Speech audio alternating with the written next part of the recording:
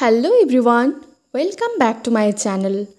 আবারও একটি ছোট্ট পর্বতে আপনাদের অনেক অনেক ওয়েলকাম। আজকে আমি মুসুর ডাল এবং চাল কুমড়ো দিয়ে একটি সুন্দর রেসিপি শেয়ার করেছি। এই গরমে একদম হালকা পাতলা রান্না খেলে শরীরও ভালো থাকবে এবং মনও খেয়ে তৃপ্তি পাবে। কোনো রকম তেল ঝাল মশলা ছাড়া আজকের আমি এই রেসিপিটি খুব সাধারণভাবেই তৈরি করে দেখিয়েছি। তাহলে চলুন দেখে নেওয়া যাক আমি রেসিপিটি কিভাবে তৈরি করেছি। এই রেসিপিটি বানানোর জন্য এখানে মুসুর ডাল এবং চাল কুমড়ো নিয়েছি। চাল কুমড়োটাকে আমি ছোট ছোট টুকরো করে কেটে নিয়েছি। এইবার এইদিকে আমি কড়াইয়ে জল বসিয়ে দিচ্ছি। জল গরম হয়ে গেলেই এবার আমি ডাল এখানে ধুয়ে নিয়েছি আগের থেকেই। এবার এই ফুটন্ত জলের মধ্যে ডালগুলো দিয়ে দিচ্ছি। এখানে আপনারা যতটা পরিমাণে ডাল বানাতে চান ঠিক ততটা পরিমাণেই ডাল নেবেন। এখানে আমি ডালটাকে এবার হাফ সেদ্ধ করে নিচ্ছি।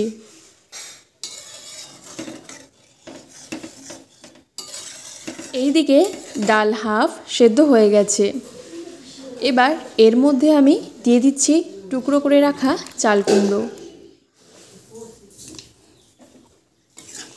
এবার একটু নেড়ে নিয়ে এতে দিয়ে দিচ্ছি চেরা কয়েক কাঁচা লঙ্কা।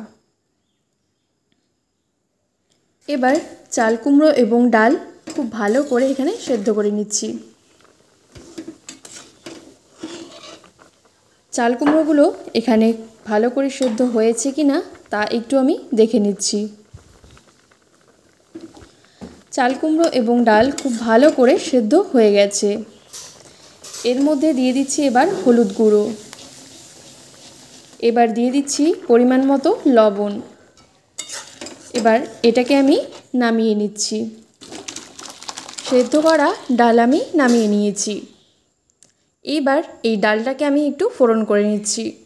তার জন্য কড়াইয়ে তেল দিয়ে নিয়েছি আর এখানে দিয়ে দিচ্ছি শুকনো লঙ্কা।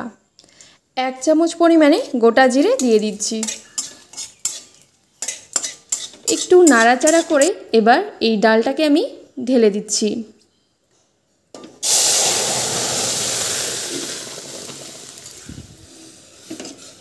এইবার এই ফোড়ন করা ডালটাকে আমি 2 মিনিট ফুটিয়ে নিয়ে নামিয়ে নিচ্ছি। দেখলেন তো কত সহজে কিন্তু এই রেসিপিটি খুব সুন্দরভাবে তৈরি হয়ে গেছে। খুবই সহজ এবং সাধারণভাবে এই রেসিপিটি আমি তৈরি করে দেখিয়েছি। এই গরমে এইরকম কিন্তু হালকা পাতলা রান্না করে খাবেন, দেখবেন খুবই ভালো লাগবে। এই মুসুর ডাল এবং চাল কুমড়োর রেসিপিটি গরম গরম ভাতের সাথে কিন্তু খুবই ভালো লাগে খেতে। আজকের এই হালকা রান্নাটি আপনাদের কেমন লেগেছে অবশ্যই কমেন্ট করে জানাবেন এবং নিত্য নতুন রেসিপি পাওয়ার জন্য আমার এই ছোট্ট চ্যানেলটিকে সাবস্ক্রাইব করে রাখবেন।